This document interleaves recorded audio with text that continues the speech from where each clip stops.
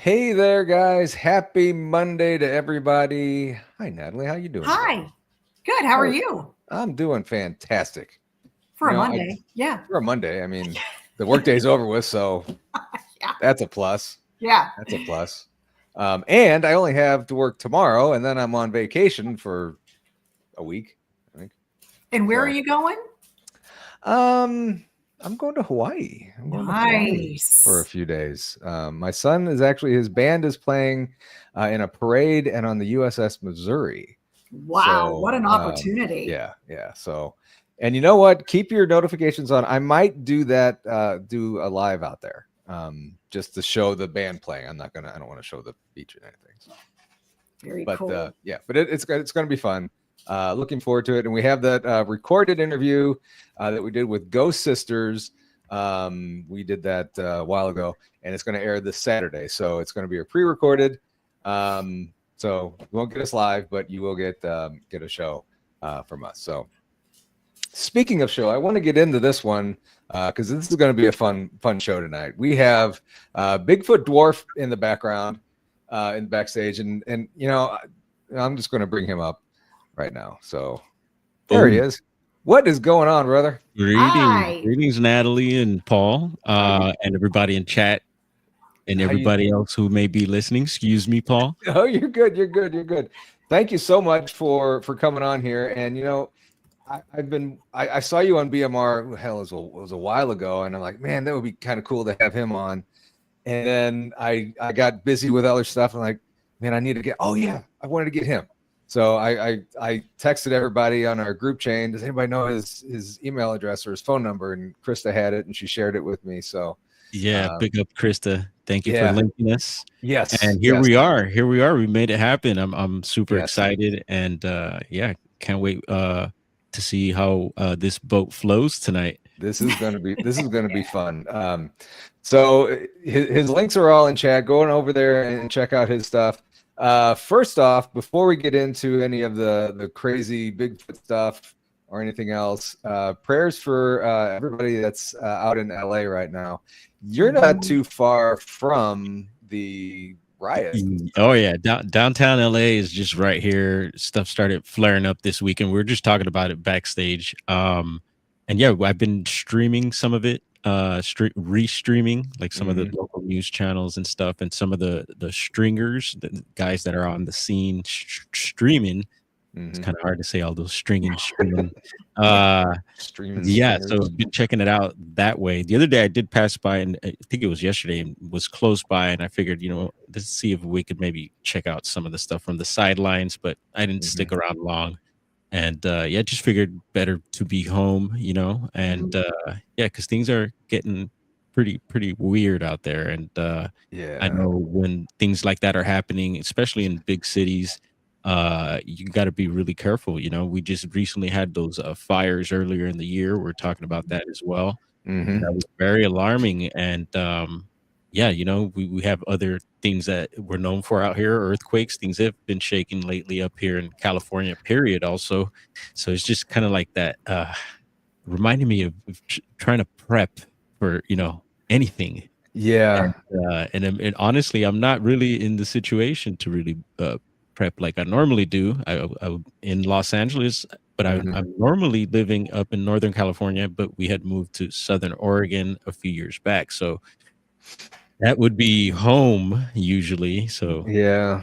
that's where I have all my stuff. And yeah, so here I'm with a minimum, but with family, which is good, That's but important. yeah. But luckily they're on board and seeing how the world is these days, which is it's very confusing. A lot of stuff being thrown at us, and but yeah, they're able to see, and hopefully maybe we make a whole move one day to somewhere better. But yeah, we love LA though, and but we were not that we're worried, but at any time it seems like it could go down, and things are happening now. So just a heads up for everyone out there, and we keep all y'all in our prayers too. Yeah, it's pretty crazy. I mean, you don't want to be anywhere near that stuff, and innocent bystander or anything. But we kind of had riots and stuff here in St. Louis a few years back. Did they like take breaks? That's what I was wondering. Yeah, I was wondering last night. It seemed like, yeah. So at some point during the night, one night, I think it was Saturday night, I went to sleep, stayed up late watching some of the stuff, did a little streaming, and I went out for the night. And but then like early the next morning, it seemed like they were already starting to go again. And I was wondering last night too. I was like, do they take breaks? Like, so yeah, I don't know. It seemed like last night they did, but things started up this afternoon about a little after 1 or so. Yeah, and yeah, it seems like the late morning is a peaceful time for some reason. I don't know, but hey, we're not here to talk about crazy stuff going on in the. Well, we are kind of talking about crazy. Yeah, stuff we're talking about crazy. Yeah, not that another crazy. Yeah. So there's actually one video in particular that I wanted to talk about that I was kind of drawn to, that I thought was pretty cool, that you and well, you know what, before we get into that, do you want to talk about this video that I have queued up that you sent me, the last video that you sent me? With the intro. So basically that's just a little intro that I use for my live streams, and it's clips from footage that I've captured out there of strange objects in the skies. So Paranormal Paul I was explaining, he told me he's into UFOs a lot as well. That we've been capturing quite a bit of stuff outside of our shop here in East Los Angeles, and those that maybe follow the channel have an idea. And I was explaining some of the objects, a lot of orbs and these balloon, almost like plasma type objects. Yeah, there's these other ones that we've been calling fast movers or dragon UFOs. That's a term coined by Dr. Shipe, who has a YouTube channel, Custodian Files, and it's these objects that I've all of a sudden discovered also on my own, but other people, I guess, have been getting into these objects, and a lot of times they'll zoom by certain things that are in the sky. So a lot of times airplanes right over our shop, we have it's like LAX traffic literally right over our shop. So we get a lot of planes, and I've also been noticing a lot of military helicopters and stuff. And so I record them, and in those video clips, we've been noticing these objects that are like zooming by. A lot of times, at first I thought they were bugs, because that's what it looks like, some sort of insect zipping by or something. And then I noticed that they were sometimes doing weird maneuvers and stuff like that. And I was just like, whoa, okay.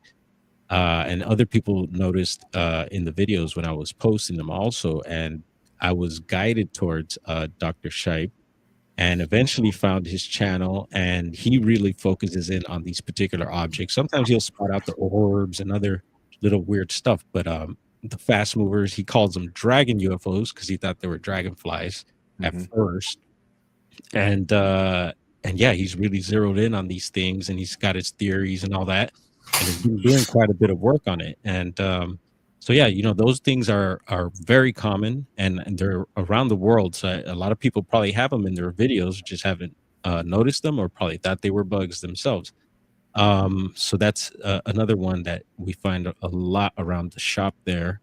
And there was other, weird, strange lights incidents happening actually back up north, where actually I got into the whole Bigfoot thing. So here in California, I grew up in Los Angeles, Hollywood, out of all places, and eventually made the move to the Redwoods. So from Hollywood to Redwoods, and it was a trip how I made it up that way, and quite a bit of a story. But I ended up in Humboldt County, California, and I don't know if you're familiar with the county. No. And yeah, so it's there's been several Bigfoot movies that have come out of there. There's a Willow Creek. Who's that? Bobcat Goldthwait that I think produced that. Bobcat Goldthwait. Yeah. There you go. Yeah. Oh, he was a weird guy. Yeah, trippy dude, right? Yeah. So he was behind Willow Creek, the movie, and I know Natalie was telling me about her work with the films and stuff, and Yeah, that she's going to be working on and has worked on. So it's super cool to talk about some films that have come up from up there. Another one recently was Sasquatch Sunset. Yeah, not sure if you heard of that one. Haven't checked it out yet, but I heard there was some filming up in Humboldt out of that. I mean, out of that movie there. There was also Primal Rage, which was like kind of more of a Gugway type Bigfoot. And then Lost Coast Tapes was another pretty like paranormal Bigfoot type movie that came up from up that way. So quite a bit of filming up that way, but more of the famous one was actually the Patterson Gimlin film. Yeah, that actually technically, I guess we've been trying to figure it out, but it's Del Norte County, I think technically where the Patterson footage was taken. So there's several counties actually border in that Bluff Creek area there. And so when I first moved to Humboldt, I had no idea that was filmed there. I just remember watching the Patterson film growing up and was just like, whoa, these things are real. And after living in the county for a while and getting to know that Bigfoot is like, they're the locals up there. You start hearing stories from people, and you see it all over. A lot of businesses use it as their mascot and stuff like that. You know, vehicles with stickers and you name it. It's Bigfoot country. And and so I started learning more and more about Bigfoot, and then my brother put me on to some of the stuff people were doing online too. And luckily we had internet service up there because we're up in the hills, and so off grid.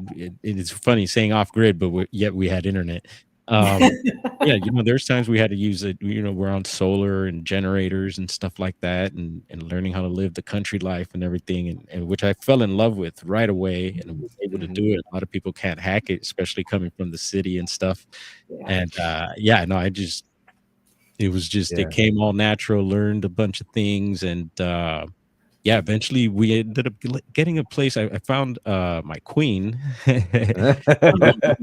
Moving in together, and so we had our own little place eventually. I had moved in with a friend, actually, a friend of a friend. So there was a female friend that lived up that way, and her partner at the time needed someone to caretake for the land there, and so I was the guy to do it, and lived there several years, and until I met the queen, we got our place, and still living Southern Humboldt. And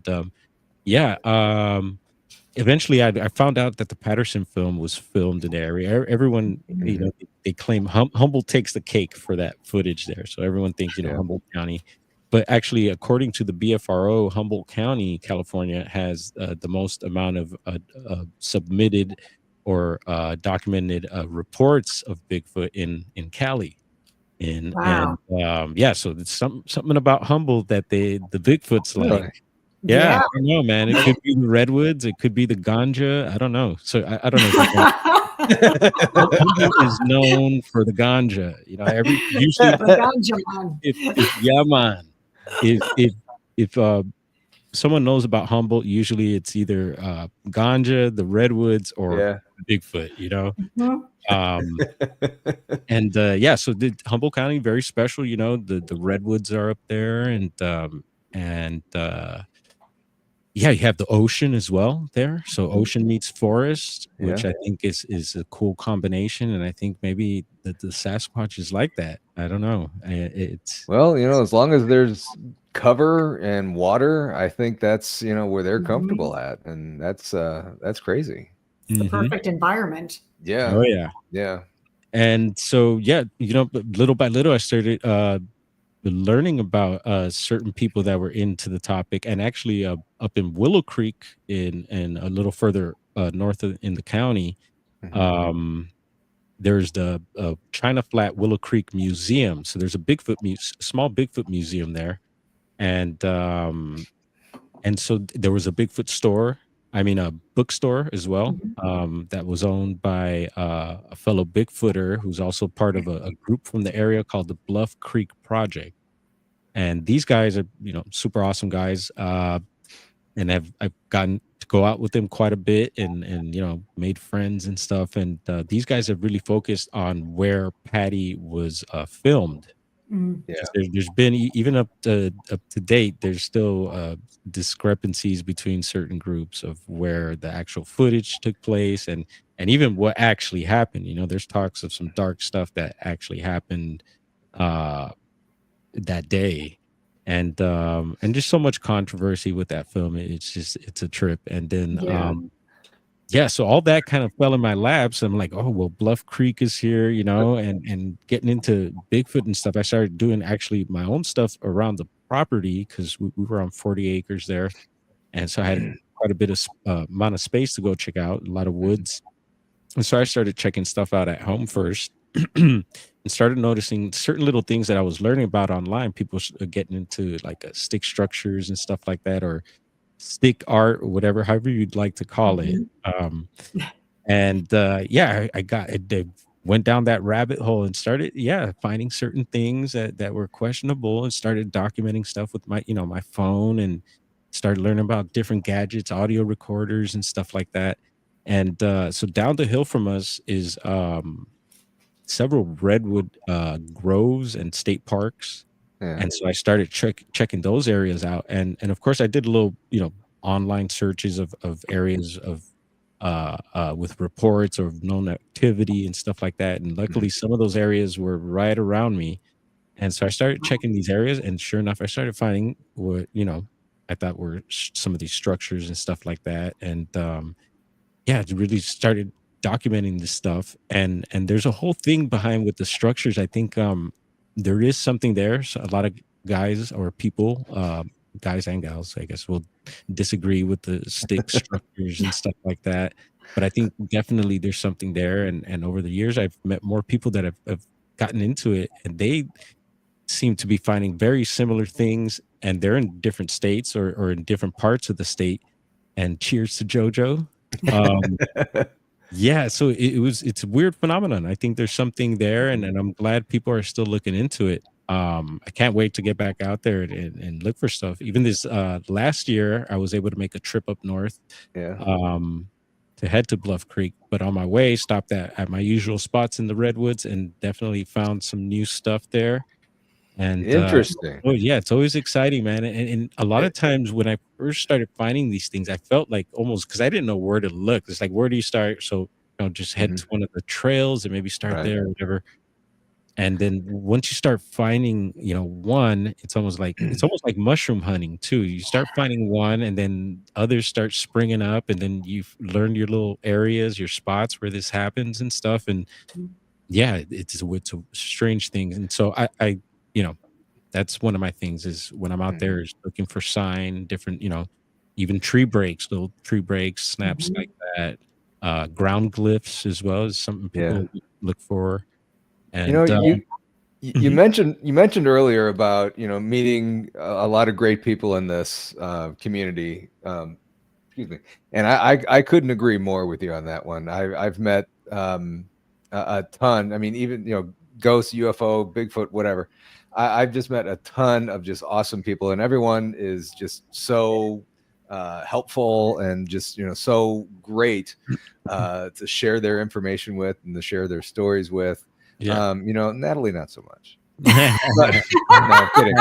No, but everybody's just been fantastic with that. And that's now awesome. that I've officially met you, you're right up there with everybody else. Right on. And hopefully we keep it going like that, because things do happen, man. And I'll put that out there. I've had things happen, unfortunately, and I've seen things happen between other people, and it's been going on even in the Bigfoot arena. I mean, you go back to the Four Horsemen, back in the day, and they had issues and stuff, so it's been always there. But also no, I have met, like you said, a lot of good people. One local that I met out of Humble, it was James Bobo Fay. People were like, oh, you're into Bigfoot, have you met Bobo yet? And I'm like, Bobo. And so I kept hearing, and I knew I had seen some episodes of Finding Bigfoot, and I was like, all right. So I had an idea who he was. And finally, I forget how we eventually met, but we ran into each other and hit it off from there. And now, every once in a while I'll get a call from him. I've gotten several calls when I was up that way. He'd be like, hey, you want to go squatching? And I'm like, And That's wow, cool. dude, like Bobo's hit me up to go. Let's go. You don't drop say no to everything that. and you go. Yep. Yep. Yeah. And one time I literally did. It was raining that day. It was actually for the 50th anniversary of the Patterson Gimlin film. They were having a thing in Eureka, California, and also I think in Willow Creek. There was a whole thing, and that kind of turned out a bit messy. I don't know the details. I just know some weird stuff was going on that night, and it got kind of strange. But anyway, we had a good time anyway. But there were some guys, Squatchachusetts. Let me say that right. I always get tongue twisted. They actually corrected me on how to pronounce Squatchachusetts. Like Massachusetts, but Squatchachusetts. Yeah, super cool guys, and they were in town for that as well. And then Bobo had hit me up that morning. Was like, hey, let's go squatching. And I got to meet those guys, and I was in sandals. It was raining out there, and we hit it anyway. I just had to, like you said, drop everything and let's hit it. So I have to ask, and I haven't gone squatching yet. You know, Natalie has, and she's given me the same answer that I'm about to, that I think that you're going to give me. So when I started going ghost investigations and stuff, I did one. I wanted to do more. You get one tattoo, you want to get more. Is that the same thing with you and squatching? There's a bug. There's a bug that you catch, and that's what happened with me once I started, with the stick structure thing. Because it's not always, I mean, more time. What is it? I mean, the chances that you see even like a mountain lion is very, very slim, and thank goodness I've been able to see a few. But they're out here. Bigfoot even less, and that's why I trip out on a lot of reports that are, online now and stuff like that. I really question it.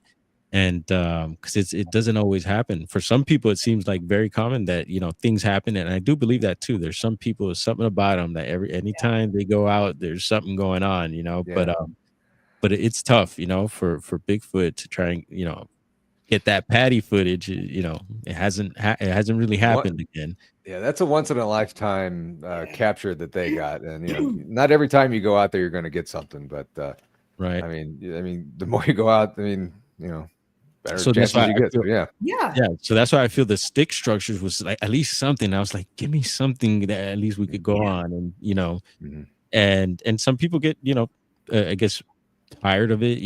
They want one on a slab and now, and and I'm just like, no, take it easy, man. Kick back. Once you see fun. Once you see that little stick structure or something that's there, it just eggs you on, like go further, just keep going out. Right.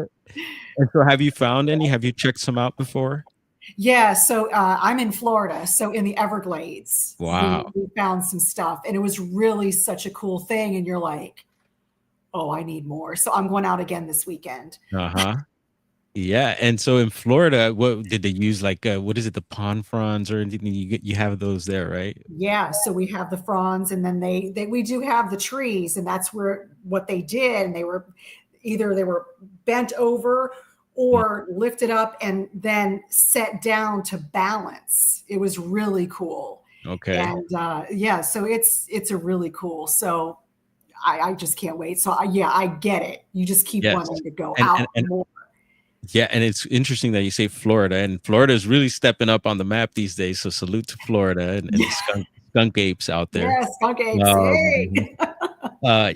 So I'm always interested in like the different regions where people are finding the structures and what materials they're using, and the type of environment they're in. Sometimes they'll even bring in stuff. It seems like from a different type of forest. Sometimes it'll be wood. Different type of wood in a different type of a different type of wooded forest. So like, where'd they bring that from? Like another area or something. And so we keep an eye out for that, the types of materials they use and different little things. Sometimes we get a lot of bark and weird little things tied, and just a lot of little different details sometimes when you really look into those structures. And a lot of times there is human interference, I believe, too. People maybe find them and maybe add on to it or leave things behind. that'll make others believe that, oh, it's totally people doing this stuff. But no, I don't think it's always people. And I do believe it's possible that, you know, people do make structures, huts and stuff like that. Yeah.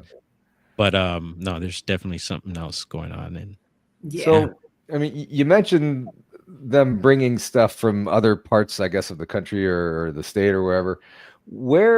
How do you think they bring them? Do you think they go through portals or somehow? Yeah, or no. And I'm just thinking of in a different forest. So sometimes we'll, I've learned through some friends, like they'll be in certain type of, so one friend will be like in a certain type of forest. It'll be like all aspen trees, and it'll transition to a different type of forest. So the aspens will end, and then it'll be a different type of tree. Okay. And so that I've learned he calls that a transition right there, where the forest blends into something else, some other type of wood. And sometimes you'll find stuff brought into like the aspen forest, and it's a completely different type of tree. It's like, who brought that in? You know, yeah, it's weird. Even from different elevations. That too, you know, it could be stuff like that. And there's been other weird stuff I found, like I said, some human stuff behind too. Some people call them trinkets and stuff. It looks like someone was in there like playing with things. Sometimes you'll find little shiny objects and stuff like that. I've seen people even find like I've found them before too, is the Christmas ornaments and stuff like that. It's like, who brought this in, or where'd they get it from? Yeah, kind of weird stuff like that. Just different little things that certain people pay attention to. But another thing I found is kills near some of these structures. So like elk, remnants of elk and stuff. And I'm like, all right, well, I've heard they like elk and deer and stuff like that, right? So find some leftovers right near one of these structures. This was a massive structure, and this is Humboldt County. And actually, there's a couple of BFRO reports from this particular area. So this area, actually, there's some lagoons there, and I'm totally giving up the area. It's all good. And the beach is right there as well. And then you get Highway 101. And so a couple of reports have come out of there, and actually in and around that area, I've constantly find structures. And these are on the beach, made with driftwood, and a lot of material for whoever's building it to use there. And we've been focusing. I got a buddy out here who's been finding a lot of stuff in Southern California, on more in the outskirts, a little north of Los Angeles County.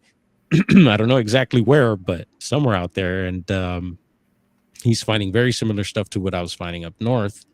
And I think I want to say that his area probably has a history of reports. So that's another thing I look at when I find areas. You know, I look in to see if I can find reports online or through locals or anything like that. And I definitely have gotten those.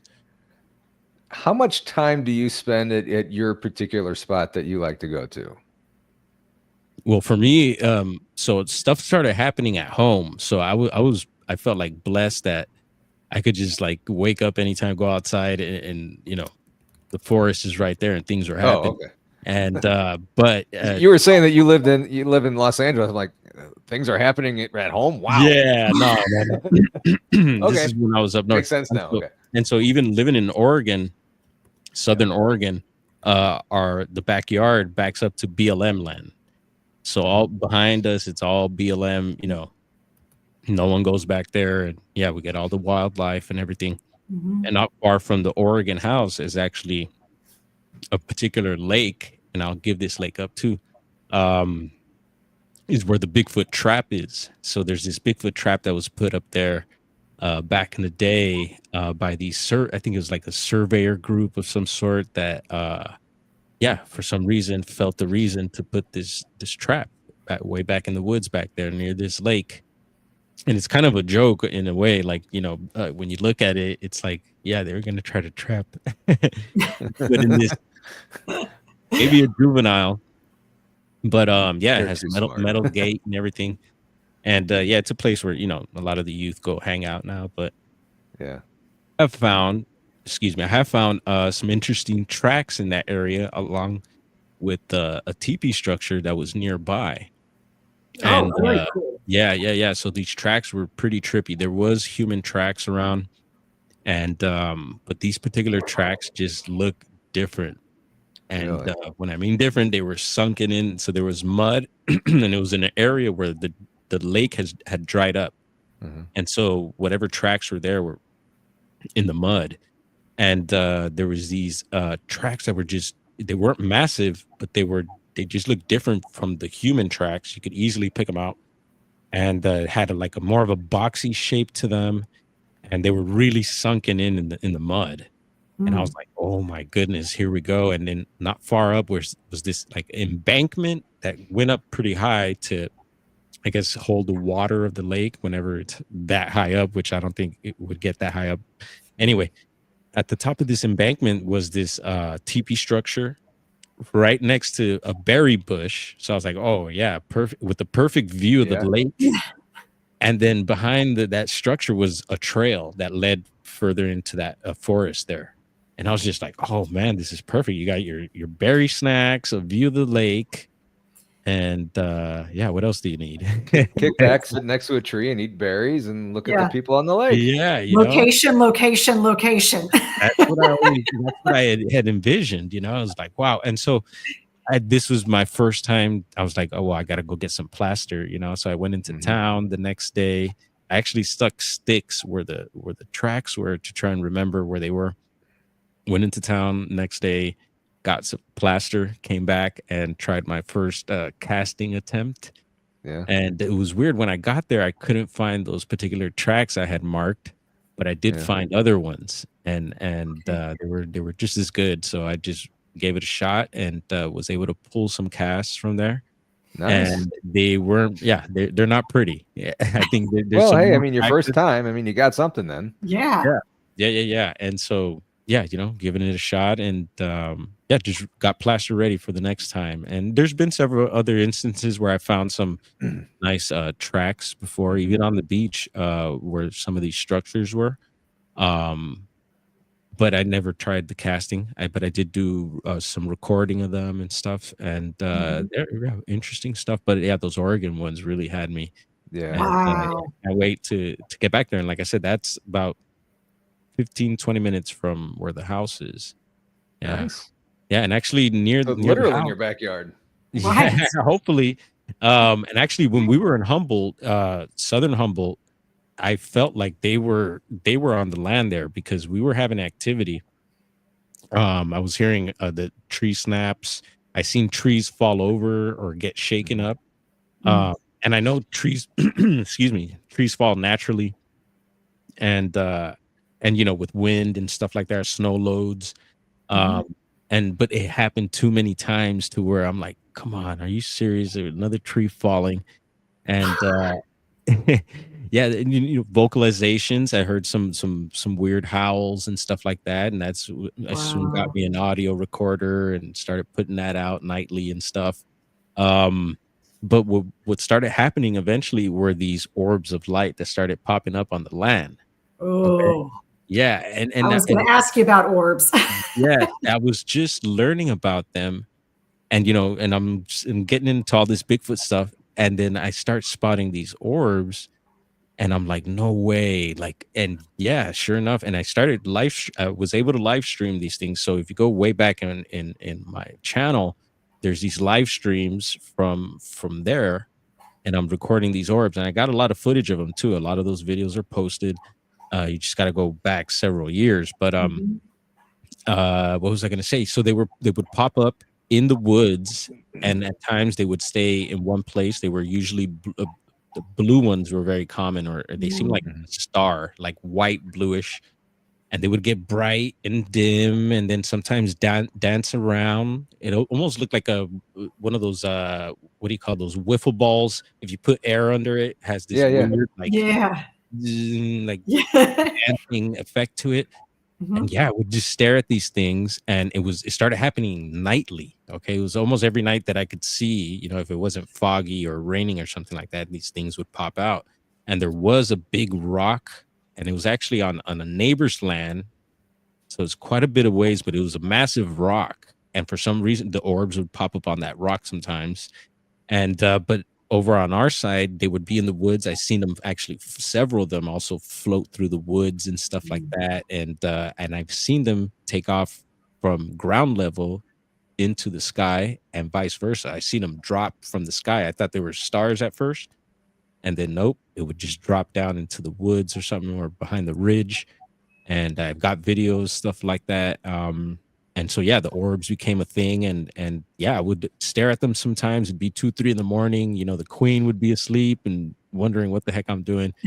And I love how you call her the queen. Yeah. Gotta give her that respect, you know. Yeah, man, it was amazing. So I'm like, all right, there is something with maybe these Sasquatches and the orbs, but I never did I see the two together or anything like that. I did eventually have a sighting on the land, and this was during the day. I was around summertime, and I was headed. So the land had like 3 levels to it. So there was this top level, this middle level where the house and everything was, and then there was this bottom level where we had a garden and stuff. And I was headed to the top level one day, and on this is dirt roads, and it's private properties. There were several other parcels in the area. You know, we had neighbors, but everyone was at a pretty far distance. Sometimes you'd hear neighbors working on stuff and stuff like that, or dogs barking at the distance, and we had dogs as well. But this particular time, I'm driving on the dirt road that everyone uses, headed to the top part of the property. And on both sides, there's woods and stuff like that. And I noticed on the left side of me, I'm in my truck. I'm going about maybe 5 miles an hour, very slow. I noticed something like flanking me on the side, and it was like flickering through the woods. So I couldn't really tell what it was. I'm seeing it through my peripheral vision. And I always describe it as like a kid's flip book. You know, those cartoon flip books that you would flip, and it kind of like it animates whatever it's doing. That's what it looked like. Old time animation. Yeah. And so I stopped my truck, and then I look, and there's this old growth oak tree there. And at the base of the oak tree, I noticed what looks like just a head. It wasn't massive, and it's at the bottom of the tree, and it's looking at me. It's all black, and I couldn't see any like hair hanging or anything. It just looked like a black cutout. And then I noticed around the eyes, it seemed like grayish around here. And as far as the eyes, I couldn't tell you that, you know, they weren't red or blue or anything like that. Wow. Or anything shocking that I could remember. And I like staring contest, and I don't know how long it lasted. And then I don't remember how it ended, but I ended up just driving up. But I was surprised. I was kind of shocked and surprised. I was like, whoa, what was that? And was that what I think it was? And all these things going through my head. And I had my phone next to me, and I'm telling you, I'm all about documenting and stuff. And of course, that happened, that I didn't record anything, you know, that happened. You know, it does. It happens. You're so in shock, like, what is that? And then you forget to record. I did not record that. And yeah, like I said, I don't remember how we even broke up. I don't know if it took off or anything. I can't tell you that. I just remember seeing this, and it didn't look like you know, it looked like for some reason it wasn't tall. When I seen it flickering through the trees, it looked like a normal sized person, and it wasn't a person. And yeah, like I said, it was pretty hot day. I remember it well. And then I headed up to the top. I was alone at the time. The queen wasn't around or anything. So I went and did whatever it is I went to do, and eventually got a hold of her and let her know, and I let our neighbors know as well. And our neighbors is actually the queen's best friend, and she's a Mount Shasta girl, so she's all about UFOs and all about all the strange stuff about Mount Shasta. She could tell you some stuff, and she would see the orbs from her property. And so I had confirmation on that, and of course the videos. But yeah, and her partner at the time was a straight logger from Vermont, and he didn't want anything to do with any of the stuff that we were talking about, you know. I get that. Yeah, Yeah. straight dude. And he did just tell me one time that he was spooked by something, and that was it. No other That's enough to details. get him out of this stuff. Yeah. Yeah. We got a quick question from Dario over in Italy. Right on. Where did the Dario. orgs come from? I have no idea. They would just so usually around dusk. So once the sun would start setting, there's a couple times where I was able to record them when there was still a little bit of sunlight. But usually when the sun is out, I couldn't see them. I never seen them during sunlight, but once the sun would start going down, that's when I would spot them. And there's a particular side where I would always see them, and luckily we had a deck right there. It was almost a 360 deck, but that view was just perfect, and I would just hang out on the deck and watch these things. Wow. Very interesting. That's so cool. It's great to see an orb, you're just in awe of it, and you're like, what is it?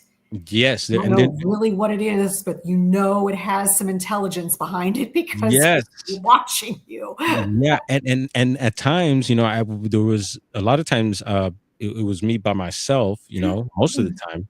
And so I was thinking all these things, and it was almost like I was communicating with it. So I don't know, people talk about mind speak and stuff like that, but so I was wondering, and at times I was questioning, is it like responding back? Sometimes it would turn off and then come back on, and it would get a little scary because I was very familiar with the missing 411 phenomenon. And I was like, well, I don't want this thing to all of a sudden like come over and make me go 411, and then like, you want to be around for the queen. Yeah. The queen's gonna be like, where'd he go? Yeah, but never anything negative happened with checking them out. And I wanted to go see if I could get closer, but I've heard stuff about that those lights could lead you astray, and to be careful. I've heard of them being like spirits and stuff. There's natives talk about that, and different things. And but now we're hearing more about possible cryptid type connections with them. I've heard even Dogman coming up lately and stuff, and I wouldn't doubt it. So I think these orbs could be almost anything, could be them manifesting, we got the train going by in the background here, so a little heads up. I might get a little choo-choo action. As long as it's not the riots, you're fine. Yeah. That's the thing. They've been hitting these trains too. That's a big thing. They hit the cargo trucks, and so if things get out of control, that's all going to stop. And that's going to affect a lot of people. Wow. No bueno. Well, hopefully it doesn't last too long. And No. It might just be that they get it out of their system, and then I don't know. I don't know. But anyway, I wanted to get into the this video that you guys caught. I think it was back in November, if the timestamp if I recall correctly, was some recent footage, which is great. We could talk about that. There's a bunch of other clips. Hopefully, in the future shows, we could get into it. Oh, definitely. I'm glad you chose this. Yeah. So, kind of set this up for me or for us a little bit. Where was this at? All right, so check this out. This is Southern California, of all places, and we're Bigfoot on the mind. I'm itching to go out into the woods. I'm not in my normal Northern California, Oregon areas. So nearby here, we forget that Los Angeles, we have actually mountains here, and then we have of course the beach, the ocean as well. And once you get like kind of caught in the rat race, you forget about all that. But I was like, oh yeah, we have mountains here. And actually, a few years back, I had gone out with someone that was actually working the area here on some Bigfoot stuff, and was also finding very similar structures like we were up there. And I'm like, oh my goodness, he's finding this stuff out there. And so I eventually came out here to visit shortly, and was able to check out some of his areas and some of his findings. And so I was like, oh yeah, they're here. And then there's some historical stuff also on BFRO that you can look up out of Los Angeles County. And the mountains we have here is the San Gabriel Mountains, and that's part of the Angeles National Forest. And actually, the Angeles National Forest has a quite a bit of like paranormal history, some obviously some true crime stuff. But yeah, there's quite a bit going on here in these mountains. And so I was looking into some Bigfoot reports, and one came up that was not too far from the city here, and it's actually on Bobby Short's website. There's this it's near actually one of the places that got burned recently. It's Pasadena, Altadena area. It's called Haunted Forest. There's paranormal activity there and stuff, and there's actually an old Bigfoot report from that particular area there, and that's at the foothills. But anyway, I was like, well, we got to camp out. My nephews hadn't gone camping ever. They're both like in their 18s, and my brother needed a break, and I'm like, let's head up. And it was actually it's for my birthday. Actually, I was like, let's get up there and have a day and a night up on the mountain, and show the guys, how to camp and all that. Maybe we'll do a little investigation, show them what I do.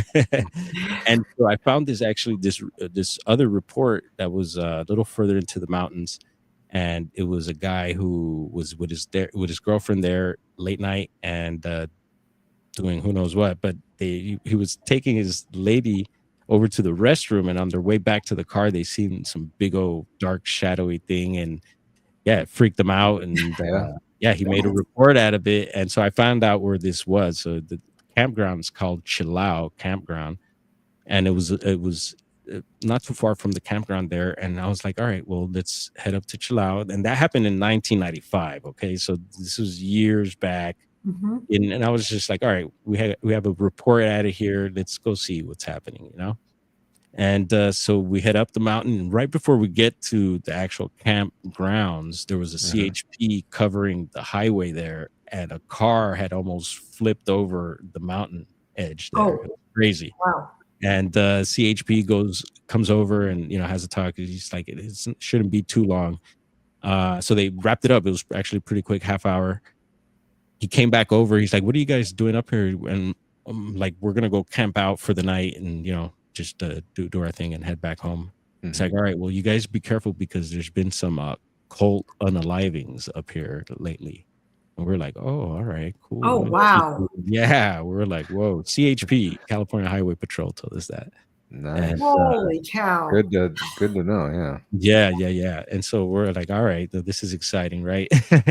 So we go set up camp, and it's nighttime already. It's about 10, 11 o'clock at night, super windy and cold. And we hit the trail. We start walking around the campground, and I set my nephews up with my thermal. I have two thermal. I have a FLIR and a new thermal. My brother was using my night vision, and I was just using my phone. I figured let the guys, have a little fun with the gadgets and give it a shot, see what's happening around here, maybe capture some wildlife. And which we did. Actually, my nephew, my one nephew had the new thermal, he started capturing something, and he's like, hey, I'm getting hits. And I'm like, all right, just make sure you're recording. He wasn't describing what he was getting, but eventually we found out he did get some like coyote, deer, and stuff like that. But and then throughout the night, he kept mentioning he was getting hit. So I'm like, all right, just make sure you're recording, because actually that unit has this really hard record button to hit. And then the following, so we wrapped it up for the night and woke up the next day, went for a hike up on the ridges during the daylight, checked things out, took some videos and stuff, and then headed back home. And then I think it might have been the next day or so, got a little rest. I started going through the thermal footage, spotted the wildlife and stuff, but then I came across this one clip where it just didn't look like your normal wildlife. It looked like a person at the base of a tree. Again, here we go, base of a tree. And I don't know, the clip was weird, because my nephew, and I remember when he was recording it, he pointed out, which is something I hear you don't do if you have like Bigfoot on your radar or something like that, and they're looking at you, is not good to point, because then it kind of gives you away, right? Right. He pointed, and then this subject, it seems to like duck. duck like I think over or something like that, and near the base of a tree, and there might be some other maybe plants in the way there, but and I was like, whoa, hold up. I don't remember a person being in that area. And then the area we didn't pinpoint because we went to go do a follow-up, and I don't think we nailed it yet. So we got to go back. But there were other people in the campground, just a few other people. And trip out on this. Later when we got back, we heard one of those groups of people that were camping out there was actually a customer that we have from the shop. And he's like, he goes up there all the time with his girlfriend. I'm like, dude, you should have came over, because he said he seen us leaving the next day or something like that. And I'm like, man, you should have came over. But anyway, I ran that footage through him. I poked his brains about it, and he's like, well, yeah, weird stuff happens up here, but he never had a sighting as far as like Bigfoot or along those lines or anything like that. And but we had Bigfoot on the mind, you know. We're thinking we're out here to see if there's any Sasquatch around.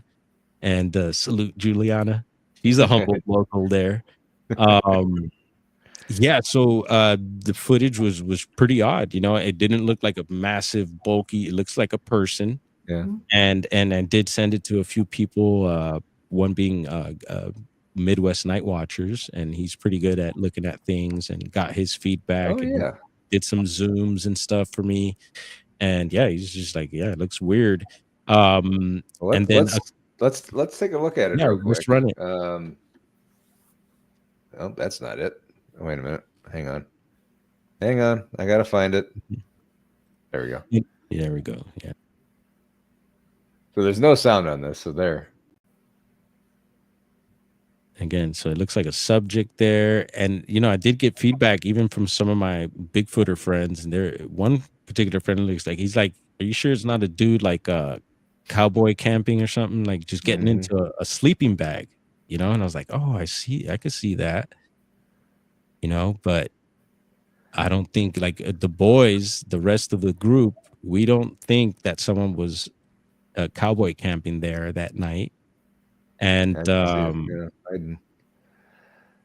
yeah, it's just very odd, man. And then so further, I guess later on that night, my nephew who recorded this also had this weird sighting in the campground area where he seen a subject crouch down and then take off on 2 feet. That time he wasn't able to record anything, but we did get a video of him explaining what he saw. Yeah. And yeah, you know, I fully believe him. And so there it looks like some vehicles off to the side over there. And there is a restroom over in that area, but that's where those other campers were.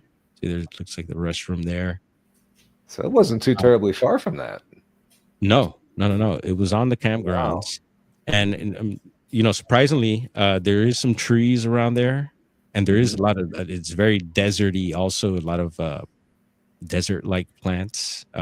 Interesting area. But definitely, I think for a cryptid or a Bigfoot to be up there, it's very, very possible. Yeah. And really, when you first got it, looks like he's gone now. Yeah. It looked like a cone-shaped head. Yeah, I could see that. And you see, we just walk off here, so we didn't investigate further. He didn't know what he had at the time either. He didn't explain to us. It wasn't until I showed him. I'm like, hey, bro, look at this, and he was like, whoa. Yeah. When I saw it, it looked like the heat signature was all the way down. So it wasn't like there was a jacket or anything like that. It looked like it was a full heat signature. Right on. Yeah. Wow. Yeah. And that was that, man. That's that thermal footage. And I'm glad you're bringing it up because it is pretty fresh. And like I said, I want to head back up there as soon as possible. It's about an hour from the city here into the mountains. And let me tell you, there's a particular YouTube channel called Parliament of Owls, and he gets amazing footage, constant footage of all the wildlife up there, from mountain lion, bear, bobcat, you name it. He's getting all that stuff. And I don't know, I've asked him, I think I want to ask him again and see if he has any other strange stuff. But you know, we definitely have all that wildlife here. Actually, the news just showed there's some bighorn sheep up there in the Angeles Forest as well. Yeah. Wow. Yeah.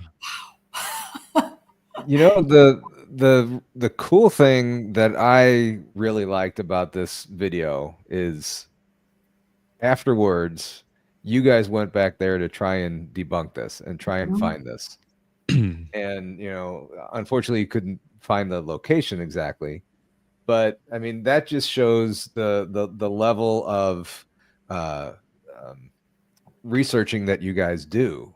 Yeah, I think that's very awesome. yeah, and if you even want to call it that, you know, some people get ruffled up when you use that word, but yeah, you know, call it what you want. But yeah, we made an effort, and actually, when I saw the footage the following day or whatever it was, I wanted to head back up immediately, you know. Sure. But yeah, but I figured, you know, we had that day off. We have to open up shop. You know, my brother's gonna be like, dude, what the hell, you know? But or the boys even like probably, dude, we just came from up there, you know, and you want to head back. What's going on here? But I would have done it, you know. But I was like, all right, let me just hold off. I didn't want to go back up alone. And so we waited till the following weekend to head back up there. Of course, gas also was a thing, and your boy be eating some new tires, and it's not easy. But we made it back up the following week, and we tried, and we didn't pinpoint it. We should have used that restroom as a reference. You know, I was like, darn, I should have pulled that up, and you know, so next time we'll do that. And yeah, little things, man. You know, we're not professionals here. No, You know, you just have to start out somewhere. Yeah, exactly. And that, you know, that's how you learn this stuff. You know, it didn't happen the first time, so you know what to do and you know where to find it next time, maybe. So yeah. And you know, Paul, you're saying that you know you're more into the paranormal, and but you know, I feel Bigfoot is paranormal. You know, I'll say it. There's something weird about it. You know. You know, actually, Natalie, I'd love to hear what you think. I mean, I for one have never been out squatching, like I said before. I just have the opinion. You know, I'm kind of on the fence, really, because I mean, people see these things. They, you know, might get some hair samples or something, but can they come and go through portals and stuff? I mean, you know, I don't understand it. They disappear and move so quickly. But Natalie, what are your thoughts on that? There's a lot of paranormal activity around squatch encounters as well as going out squatching, because I know personally I've gone out and I get more paranormal activity around these areas than actually seeing a squatch. So, you know, you have these orbs, disembodied voices, shadow figures. There's a lot of things surrounding it. So I don't necessarily can say 100% for sure, but I do know that there's a lot of paranormal activity. And yeah, I do believe that they do go through portals, these energy fields, and they can cloak themselves because there's enough evidence out there to show that. So that's my opinion. I know a lot of people have their own opinions, so I respect anybody's opinion. We don't. Yeah, and that's another thing. You know, I may think one thing, Natalie thinks another thing, Bigfoot Dwarf might think another thing. You know, we all have our own opinions. I mean, and no one knows really for sure. We're not lighting the city on fire. No. let's stay away from that. Let's stay away from that. Yeah. But yeah, no, she mentioned some shadow figures. I got a quick one on that one. So recently I talked about this last year trip up to Bluff Creek. So I went twice, luckily got to do it twice, and it's coming up. We're coming about that time again. So fingers crossed. So in July we had gone up there, and Alex Pedikov from Small Town Monsters. He came through, and of course the homie, actually he's good friends with my buddy Jonathan Easley from Western Bigfoot Explorations, and awesome YouTube channel there.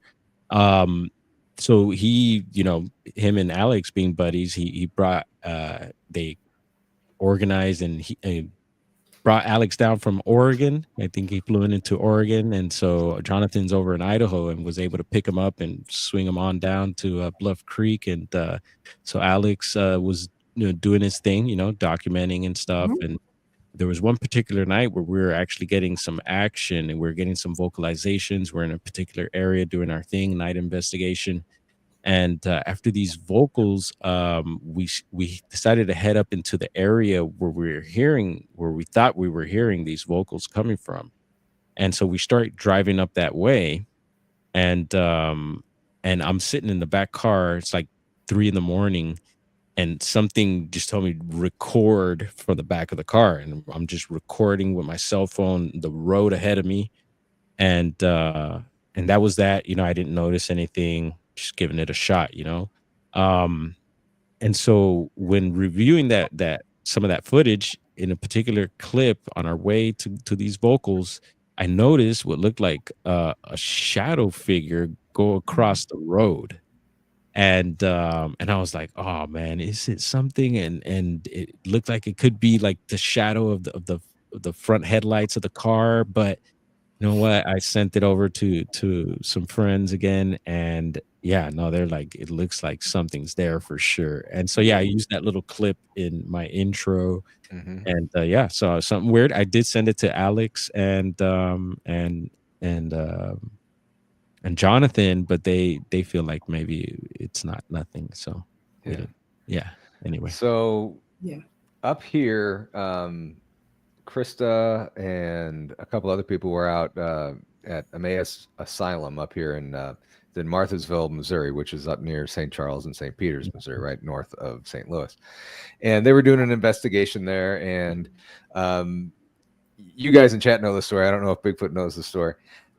They were recording as they're walking through this little gangway or whatever, or breezeway.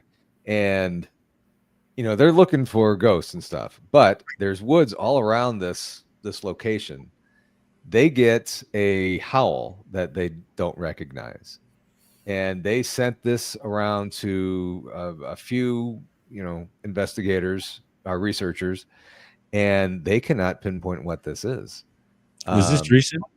This was probably end of last year, early this year.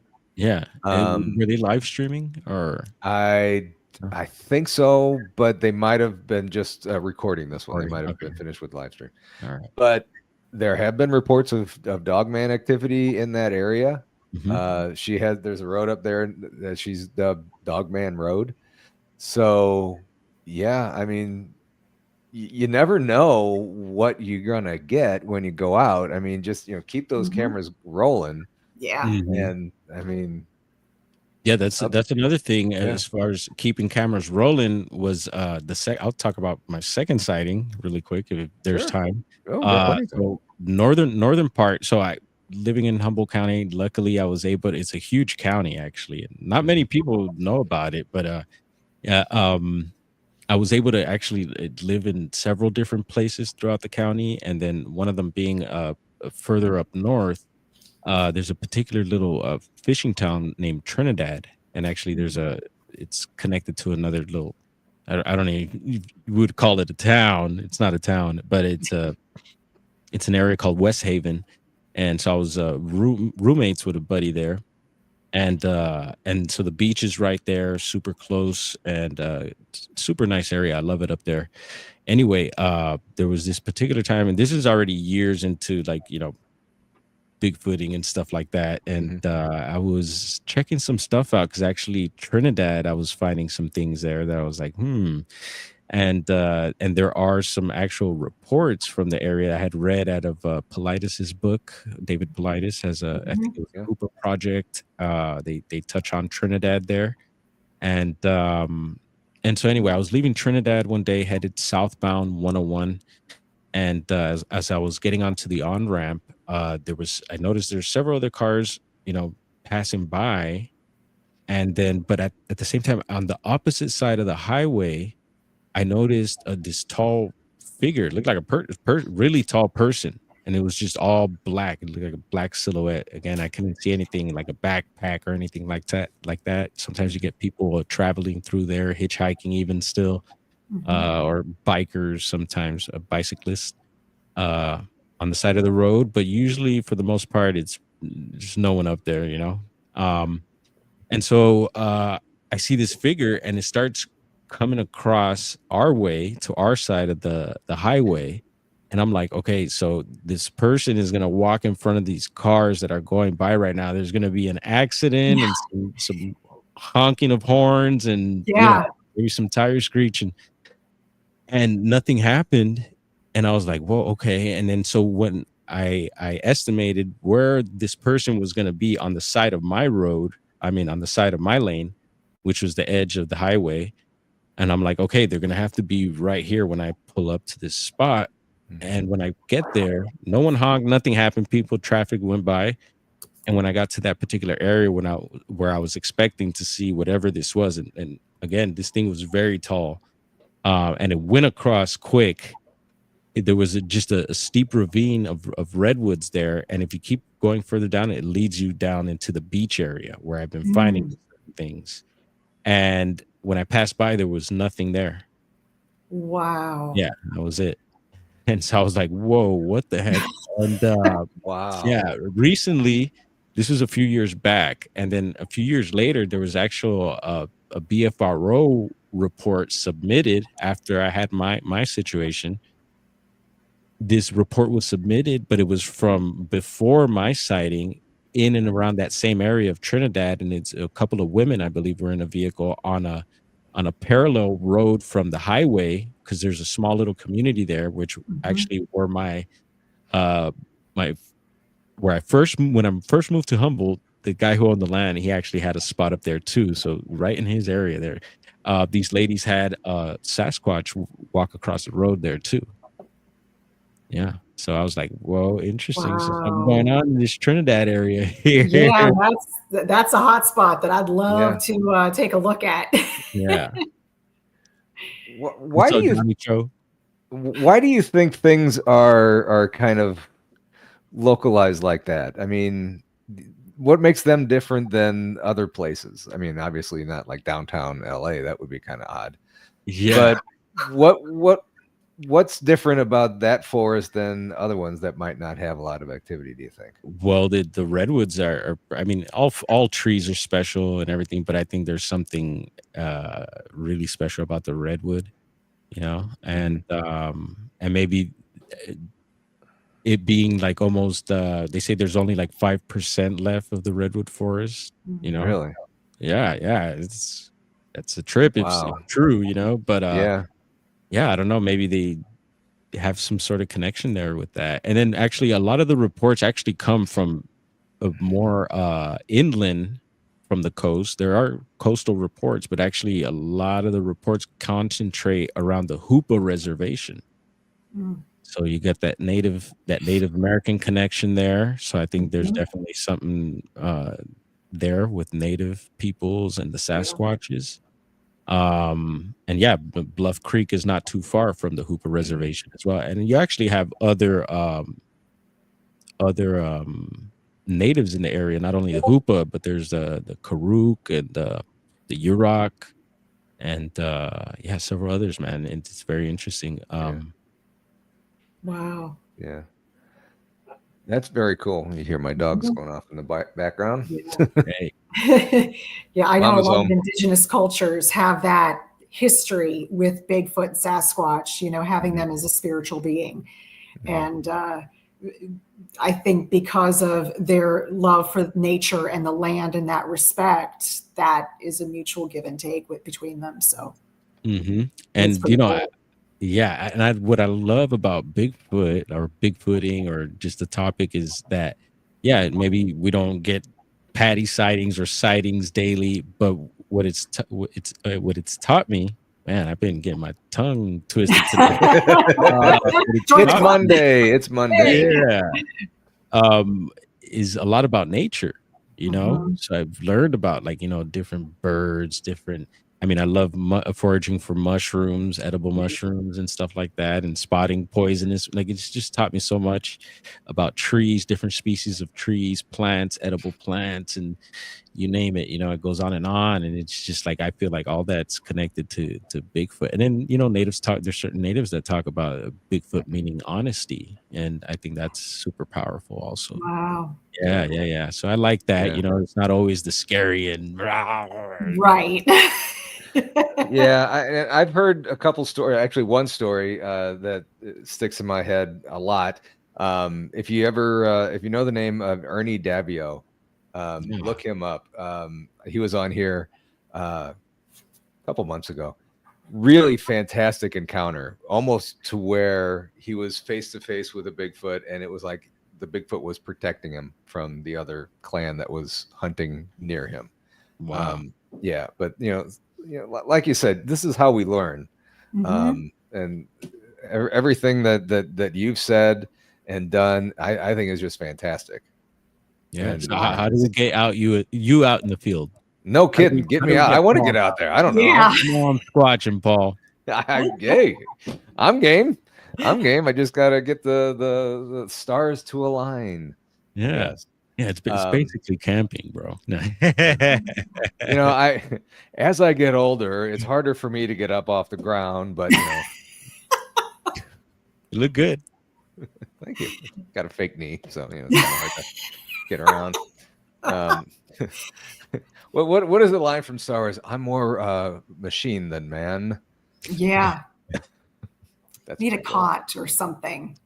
Yeah. But yeah, definitely, whether it's, the Lake of the Ozarks down here in southern Missouri, LBL in Kentucky, which is still close to me, out there in California, Great Northwest. Yeah, sign me up. I want to get out there and look for this stuff.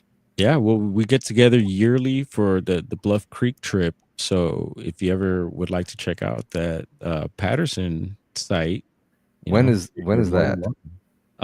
In July. So there's also a festival right around those days. Usually we get together is in Willow Creek. It's a Bigfoot festival called Bigfoot Days.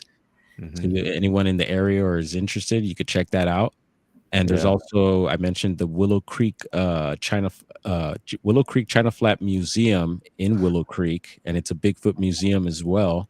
Curator, our buddy Eric there. Yeah, tap in with him. He just notified me that the museum's open for the season. And we always make it a thing to stop by there when we're in the area. And I used to take my lunch breaks in, so I got to live in Willow Creek for a bit, got some stories out of there. And there's a lot of history, Bigfoot history out of Willow Creek, because it was one of the closest places to Bluff Creek at the time when the whole Patterson situation, even before Patterson, there was Bigfoot activity happening up that way. And so Willow Creek is just one of those places. Everything's Bigfoot there. You can have a Bigfoot dispensary. Hopefully they're still open. Nice. Yeah. There's actually, I think it's in Springfield, Missouri. I don't remember exactly, but there is a Bigfoot restaurant somewhere in southern Missouri. Right. And it's all decked out with Bigfoot stuff. Yeah. Who do you have? You have Momo out there, right? Yeah. Momo the monster out here. Momo. Yeah. And, for the longest time when I was a kid, I had no idea that, Momo the monster, I thought that was a ride. We have an amusement park ride that, spins you around. I thought that was it. I mean, it's called Momo the monster. I had no idea until I started doing this. And we got Momo here. I'm like, yeah, I know. It's a really ride that I don't like. No, you idiot. Anyway. Yeah. Well, in Humboldt, it's Bobo. Bobo and Momo. Yeah, watch out. You might have a Bobo sighting in Humboldt County. Yeah, I hope so. I hope to go out there and see Bobo. Yeah. There you go. And if you have any trouble, let me know. I could help track him down for you. Please do. Hey, he's like Sasquatch, Yeah. Hard to sight, hard to find. I have a funny story. One time I was going into Bluff Creek. I was alone. And who do I see coming out, driving out of there? Bobo. I had a Bobo sighting at Bluff Creek. Yeah. That is awesome. No kidding. Yeah. No kidding. Awesome. So cool. Yeah. Well, Bigfoot Dwarf, we're going to have to do this again. I need to get you back on here. I'm glad we were able to put it off. Natalie, thank you so much. Thank you so much. It's been an honor. Yes, it has been. And I've been wanting to get you on here for a long time, and finally got the information I needed and got you out here. So we need to have you on again. And awesome dude. Go check out his YouTube channel. Thank you. Yeah. And, Bigfoot Dwarf, or at what is it? I think it's still Brown Dwarf, because I used to go by Brown Dwarf, but it's the handle's at Brown Dwarf 4200. And if you look up Bigfoot Dwarf, the channel should pop up, and you could there's links to other platforms and all that. And come check out some of the lives, and we'll be checking you out, Paul. You know, we do hang out in your live streams as well. Yeah, and I've seen you in here. I've seen you there. And I appreciate you promoting it on your channel, and I got a few of your guys over here, so this is awesome. Hey, you know how we do it. This is exactly. This is what we do. I mean, you know, you share. I mean, this is just this is how you learn, and this is and support one another. It's all about love. Pamela. Yeah, one love. That's right. Before we go, I want to thank Shelly Montgomery. Appreciate that. Thank you, Josh, for the 5 gifts. Appreciate you, my original member. Appreciate that. And then thank you for Sparky. Appreciate you, my friend. Nice. So, thank you. Yes. So, and once again, Bigfoot Dwarf, thank you so much for coming on here. Greatly appreciate it, and definitely going to have you back on here for sure. Anytime. Thank you. Absolutely. Take care, you guys. All right, guys. Have a great rest of your week. Remember, no live show this Saturday. It's a pre-record. And keep your notification bell on. Thank you so much. You're wonderful. Thank you. Anyway, you guys have a great night. We will see you very soon.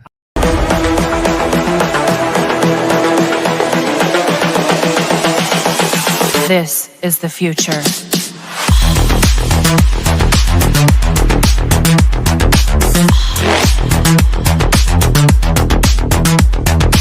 Evolution.